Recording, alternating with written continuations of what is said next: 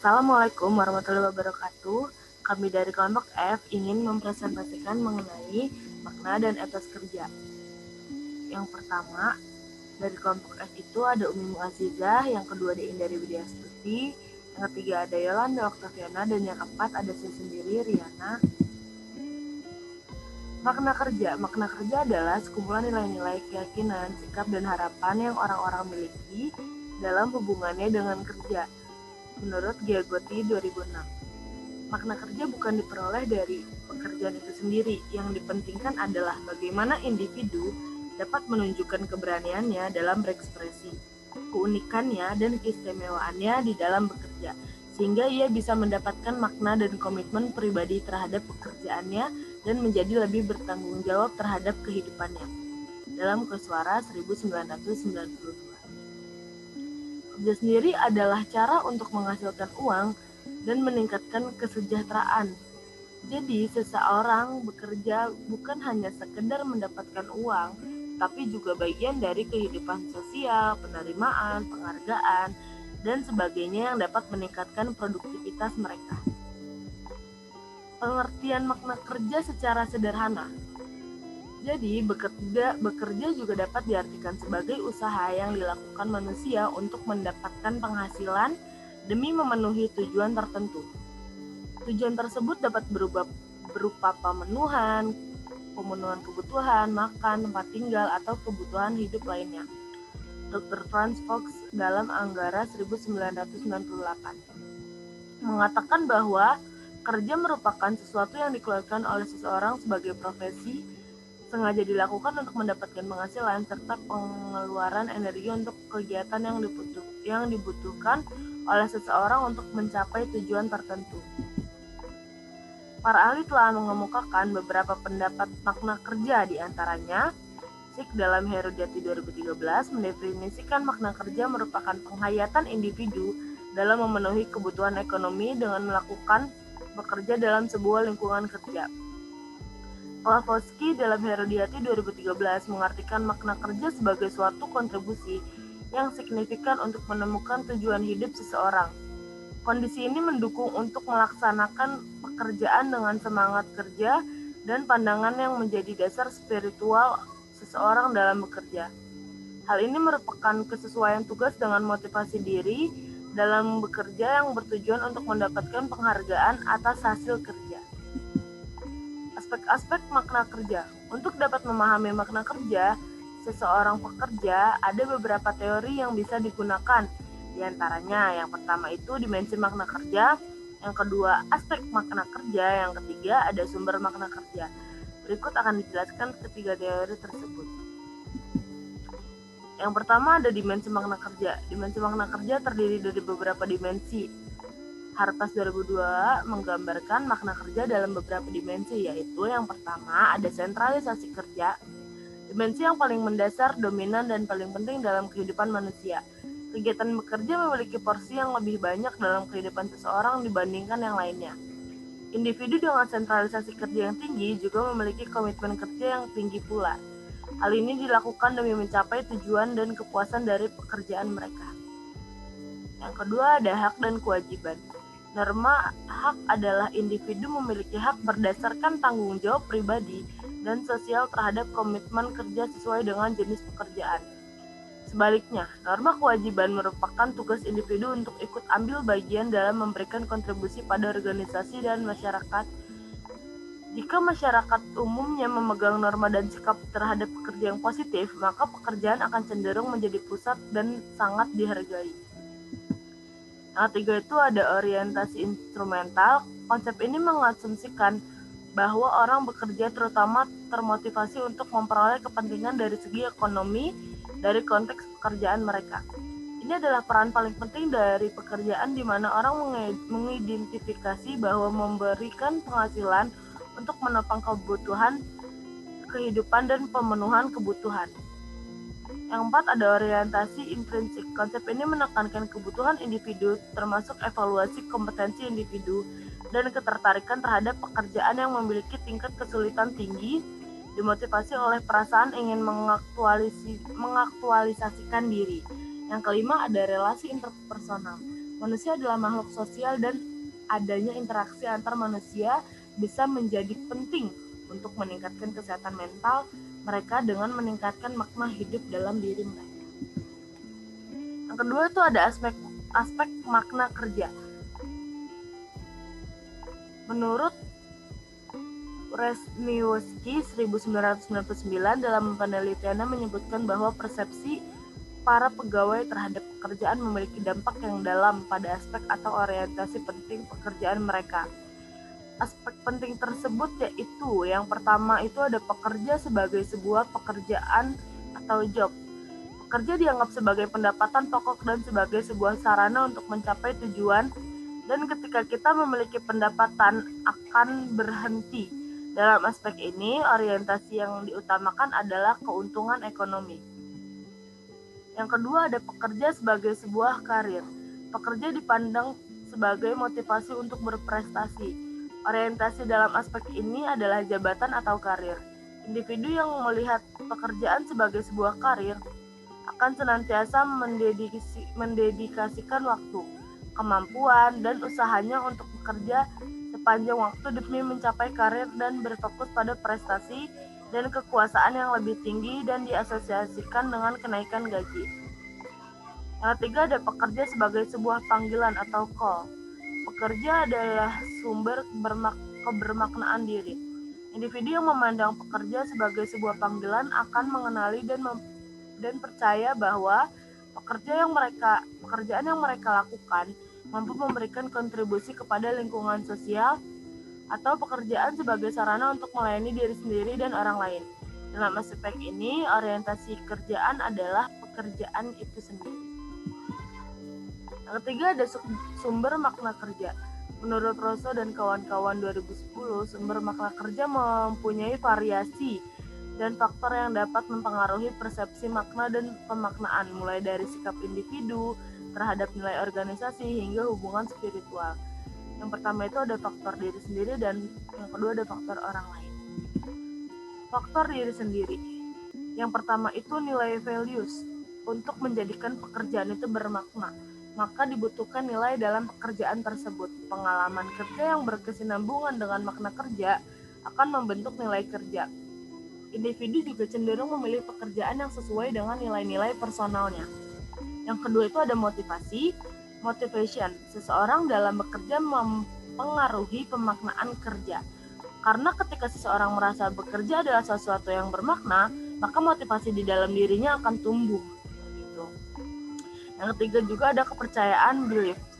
Seorang pekerja perlu percaya pada dirinya bahwa pekerjaan mereka adalah pusat kehidupan mereka atau pekerjaan mereka merupakan bagian dari kehidupan mereka. Lalu yang kedua itu ada faktor orang lain. Pegawai yang selevel, hubungan interpersonal yang erat dengan rekan kerja mungkin memiliki dampak positif pada persepsi kebermaknaan jika mereka memberikan peluang bagi karyawan lain untuk mengekspresikan dan memperkuat identitas yang dihargai dengan pekerjaan. Yang kedua ada pemimpin. Pemimpin memiliki peran penting dalam membentuk atau mempengaruhi makna kerja, di mana pemimpin akan membingkai misi, tujuan-tujuan, dan identitas organisasi untuk karyawan dengan cara mempengaruhi persepsi mereka tentang makna pekerjaan mereka. Yang ketiga itu ada komunitas atau grup. Penelitian tentang teori identitas sosial menunjukkan bahwa individu mengkategorikan diri mereka sesuai dengan kelompok sosial yang mereka anggap sebagai anggota. Yang keempat itu ada keluarga. Keluarga juga dapat meningkatkan makna positif dari pekerjaan dengan menawarkan lingkungan yang mendukung dan santai, di mana seseorang dapat pulih dari tuntutan pekerjaan, seperti mengungkapkan kekaguman, rasa hormat, dan cinta dari keluarga terhadap seseorang dapat mempengaruhi munculnya kebermaknaannya dalam bekerja. Dilanjut oleh teman saya.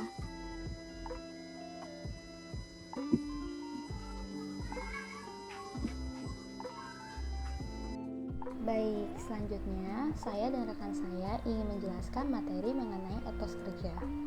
Etos kerja berasal dari bahasa Yunani berupa ethos yang memberikan arti berupa sikap, kepribadian, watak, karakter, serta keyakinan atas sesuatu. Sikap ini tidak hanya dimiliki individu, tetapi juga dimiliki oleh masyarakat. Etos menurut Kamus Besar Bahasa Indonesia bermakna semangat kerja yang menjadi ciri khas dan keyakinan seseorang ataupun kelompok. Istilah etos dalam Kamus Bahasa Inggris diartikan sebagai watak atau semangat fundamental suatu budaya sebagai ungkapan yang menunjukkan berupa kepercayaan, kebiasaan, ataupun perilaku suatu kelompok masyarakat. Jadi, etos kerja berkaitan erat dengan budaya kerja. Menurut Anoraga tahun 2001, etos kerja merupakan suatu pandangan dan sikap suatu bangsa atau umat terhadap kerja. Jadi bila pada individu-individu dalam komunitas memandang kerja sebagai salah satu hal yang luhur bagi eksistensi manusia, maka etos kerjanya itu akan cenderung tinggi. Tetapi sebaliknya, jika sikap dan pandangan terhadap kerja sebagai salah satu yang bernilai rendah bagi kehidupan, maka secara tidak langsung etos kerja dengan sendirinya akan rendah pula. Jadi, dapat disimpulkan bahwa etos kerja merupakan suatu konsep kerja seseorang pegawai yang tercermin pada perilaku seseorang dalam bekerja. Selain itu, etos kerja merupakan seperangkat sikap yang dipegang sekelompok manusia untuk menilai suatu pekerjaan berupa sesuatu hal yang positif bagi peningkatan kualitas kehidupan yang mempengaruhi perilaku kerja, tidak membuang-buang waktu selama bekerja, jujur, mau bekerja sama, dan lain sebagainya. Selanjutnya, faktor-faktor yang mempengaruhi etos kerja. Jadi faktor yang mendorong setiap individu untuk tetap melakukan sesuatu dalam hal ini jika dikaitkan dengan etos kerja, maka dapat diartikan bahwa hal yang melatar belakangi setiap pegawai untuk melakukan sesuatu gitu. Jadi menurut Siagian pada tahun 2007, faktor-faktor yang mempengaruhi etos kerja antara lain berupa motivasi. Jadi motivasi ini berpengaruh untuk meningkatkan etos kerja. Motivasi secara umum sering diartikan sebagai sesuatu yang ada pada diri seseorang yang dapat mendorong, menggerakkan, dan mengarahkan perilaku seseorang untuk melakukan sesuatu. Yang kedua, berupa penilaian prestasi. Dengan adanya penilaian prestasi kerja bagi para bawahan sudah mendapatkan perhatian dari atasannya, sehingga dapat mendorong mereka untuk bergairah dalam bekerja. Jadi penilaian harus dilakukan secara objektif dan jujur serta adanya tindak lanjutan ke depannya gitu. Jadi penilaian prestasi ini merupakan evaluasi terhadap apa? Terhadap perilaku kerja dan potensi berupa pengembangan yang telah dilakukan oleh para penilai. Dan yang ketiga berupa peraturan organisasi.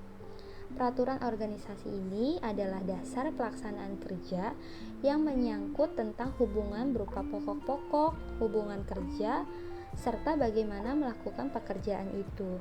Jadi, apabila peraturan ini tidak terumus dengan baik, maka hal ini akan menjadi celah bagi setiap karyawan untuk melakukan kelalaian dan melepas diri mereka dari tanggung jawab. Dan apabila kelalaian ini dilakukan secara berulang-ulang, maka sudah dapat dipastikan bahwa karyawan ini tidak memiliki etos kerja yang baik. Selanjutnya saya akan menjelaskan tentang aspek-aspek etos kerja. Yang pertama, bekerja adalah hakikat kehidupan manusia. Yang kedua, pekerjaan adalah suatu berkat Tuhan. Yang ketiga, pekerjaan merupakan sumber penghasilan yang halal dan tidak amoral. Yang keempat, pekerjaan merupakan suatu kesempatan untuk mengembangkan diri dan berbakti. Yang terakhir adalah pekerjaan merupakan sarana pelayanan dan perwujudan kasih. Selanjutnya ada ciri-ciri etos kerja. Puspitasari 2009 dalam penulisannya menyampaikan bahwa etos kerja merupakan bagian dari tata nilai yang dimiliki seseorang akan tampak dalam sikap dan tingkah lakunya dengan ciri-ciri sebagai berikut. Yang pertama ada disiplin. Disiplin diri dapat diartikan dengan pemanfaatan diri sesuai dengan ketepatan waktu untuk mencapai cita-cita. Karena kedisiplinan sangat penting untuk menunjang tercapainya tujuan. Menurut Tarmuji 1996, sikap disiplin dapat dilihat dari ketepatan dalam waktu bekerja, kerapihan dalam penggunaan alat, bekerja dengan baik dan sesuai dengan prosedur kerja. Yang kedua ada kejujuran. Jujur adalah perilaku yang diikuti oleh sikap tanggung jawab atas apa yang telah diperbuatnya tersebut. Jujur pada diri sendiri, maka kesungguhan yang amat sangat untuk meningkatkan mengembangkan misi dan bentuk keberadaannya untuk memberikan yang terbaik bagi orang lain. Kejujuran adalah ketulusan hati seorang tenaga kerja dalam melaksanakan tugas dan pekerjaan serta kemampuannya untuk tidak menyalahgunakan wewenang yang telah diberikan kepadanya. Menurut Sastro Hadiwiryo 2003. Sikap jujur dapat dilihat dari sikap karyawan dalam mengakui adanya kesalahan dalam pekerjaannya, misalnya itu melakukan kelalaian atau tidak menyelesaikan tugas seperti yang sudah ditetapkan. Yang terakhir, itu percaya diri. Percaya diri itu melahirkan kekuatan, keberanian, dan tegas dalam bersikap. Percaya diri memiliki sesuatu pengertian tindakan atau sikap dan keyakinan. Pengaruh etos kerja pada karyawan. Yang pertama ada kualitas. Kualitas di dalam sebuah etos kerja tentunya kita membutuhkan kualitas yang terbaik untuk melakukan pekerjaan tersebut. Nah, dari hal ini kita bisa melihat seberapa besar dan juga sejauh mana hasil yang bisa terlihat ketika melakukan pekerjaan yang memang secara ideal itu kita melakukannya dengan dilakukan dengan baik, khususnya ketika kita sedang dalam kegiatan pekerjaan yang memang memiliki tujuan dan maksud tertentu. Yang kedua ada menghasilkan kuantitas, di mana dengan adanya etos kerja yang tinggi tentunya bisa menghasilkan yang namanya kuantitas. Dalam hal ini jumlah kuantitas yang dihasilkan tergantung pada hasil pekerjaan yang kita lakukan. Nah, ketika kita menghasilkan kuantitas itu bentuknya sendiri dalam bentuk misalnya seperti uang, jumlah unit, atau juga bisa terlihat dari siklus sebuah pekerjaan. Etos kerja juga bisa diartikan dengan adanya sebuah semangat dalam bekerja sehingga bisa menghasilkan kuantitas yang baik. Ketika seseorang mampu menerapkan etos kerja yang baik, maka orang tersebut bisa menghasilkan kuantitas yang baik juga. Selanjutnya, yang ketiga adanya komitmen. Etos kerja karyawan juga bisa sangat dipengaruhi dari adanya komitmen di dalam organisasi karyawan. Dalam hal ini, kondisi psikologis akan sangat banyak mempengaruhi dan bisa terjalin adanya hubungan antara pegawai dan juga organisasi dinas. Nah, komitmen karyawan dalam perusahaan juga bisa meningkatkan semangat dalam bekerja si karyawan itu sendiri, sehingga pada akhirnya bisa menciptakan etos kerja yang baik pula. Selanjutnya ada faktor internal karyawan. Hal lain yang mempengaruhi etos kerja pada karyawan tersebut adalah dengan adanya faktor lain yang terdapat di dalam diri karyawan, di mana dalam hal ini faktor tersebut memang merupakan sebuah faktor yang ada sejak lahir dan secara alami dan bisa lebih terlihat ketika adalah pengaruh dari individu yang berkembang. Jadi faktor internal karyawan ini biasanya memang berasal dari dalam diri karyawan tersebut. Selain itu, selain ada faktor internal karyawan, juga ada faktor lingkungan eksternal, di mana faktor lingkungan eksternal ini pengaruh etos kerja lainnya bisa terlihat dari ada lingkungan eksternal si karyawan tersendiri ini, karena hal ini akan sangat mempengaruhi semangat kerja dari karyawan, di mana faktor ini terjadi dengan keadaan, kejadian, dan juga adanya situasi yang ada di lingkungan eksternal. Suatu karyawan tentunya akan juga mempengaruhi dari kinerja seorang karyawan tersebut. Semakin baik faktor psikologi lingkungannya atau lingkungan kinerja dari karyawan, maka biasanya akan semakin baik pula pengaruh yang ditunjukkan. Selanjutnya ada ketepatan waktu. Pengaruh etos kerja pada karyawan menurut psikologi berikutnya adalah faktor ketepatan waktu, di mana waktu juga memiliki pengaruh terhadap etos kerja pada karyawan. Nah, di dalam hal ini, tingkatan aktivitas itu bisa kita selesaikan dengan baik. Hasil tersebut juga bisa diproduksi dengan adanya waktu yang bisa jauh lebih cepat seperti yang telah ditentukan dan juga dimaksimalkan dengan aktivitas yang lainnya. Sehingga untuk itu ketepatan waktu di dalam psikologi juga bisa sangat memiliki pengaruh yang cukup besar. Ketika seseorang memiliki etos kerja yang baik, maka bisa dipastikan ia juga memiliki ketepatan waktu yang baik. Selanjutnya itu ada pekerjaan adalah sebuah ibadah.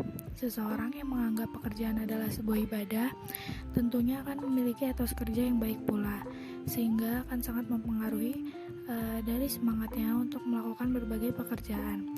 Meskipun tidak banyak yang menganggap hal ini akan membantunya bisa menjadi seorang karyawan yang baik. Nah, banyak sekali ulama-ulama besar yang memberi penjelasan bahwa ibadah itu tidak hanya sekedar sholat 5 waktu dan sebagainya, tetapi mencukupi kebutuhan keluarganya dengan bekerja juga merupakan sebuah ibadah utama bagi seorang laki-laki atau bagi seorang kepala keluarga. Next ada bekerja sesuai potensi.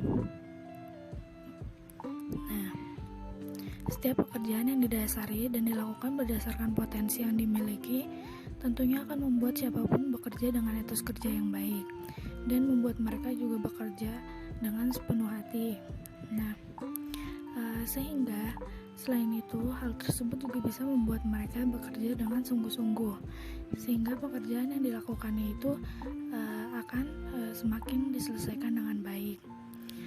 Karena apapun yang dilakukan sesuai dengan potensi, sesuai dengan apa minatnya dan apa maunya itu, hasilnya itu akan jauh lebih memuaskan daripada bekerja dengan tidak sesuai potensinya.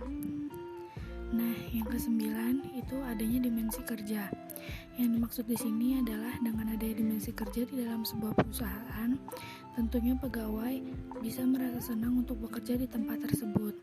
Kreativitas akan semakin berkembang dan menganggap pekerjaan sebagai sebuah seni yang harus dilakukan untuk mengekspresikan dari kemampuan yang di dalam dirinya. Dalam hal ini masuk ke dalam teori dorongan dalam psikologi.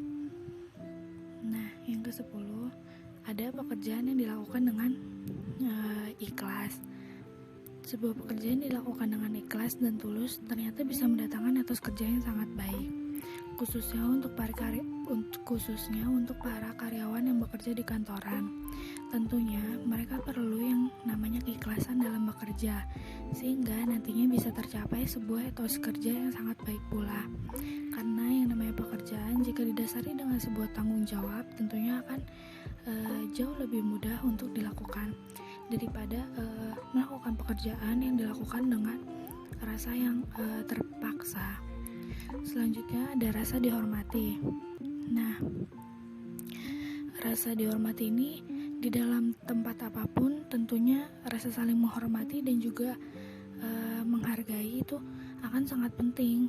Dengan adanya hal tersebut juga bisa semakin mempengaruhi etos kerja yang ada di lingkungan karyawan. Hal ini membuat semangat menjadi jauh lebih baik dan memiliki rasa tanggung jawab yang lebih. Nah, rasa saling menghormati ini juga harus banget nih ditanemin pada masing-masing karyawan. Karena dengan begitu akan terjalin sebuah komunikasi yang akan efektif dan semua pekerjaan akan bisa dilakukan secara bersama-sama. Selanjutnya ada pemimpin yang baik. Dari pemimpin yang baik akan tercipta suasana pekerjaan yang menyenangkan, sehingga hal tersebut juga bisa membuat pekerjaan yang dilakukan terasa lebih ringan dan membuat semangat kembali, serta cara mengatasi panik saat bekerja. Nah, pemimpin yang baik ini sangat dibutuhkan karena selain dia menjadi pemimpin yang baik, seorang pemimpin itu juga harus mampu mengatasi panik saat bekerja dan saat ketika karyawannya membutuhkan bantuannya dan membutuhkan saran-sarannya. Sebelumnya, terima kasih atas perhatian rekan-rekan. Apabila ada kata yang tidak dienakkan, mohon dimaafkan. Wassalamualaikum warahmatullahi wabarakatuh.